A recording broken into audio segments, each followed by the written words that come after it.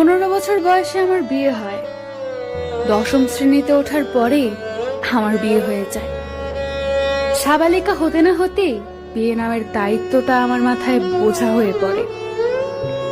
কামুকতায় অধিকার আদায়ে প্রতি রাতেই স্বামী হিসাব করে পাই পাই করে আদায় করে নেয় তার অধিকার।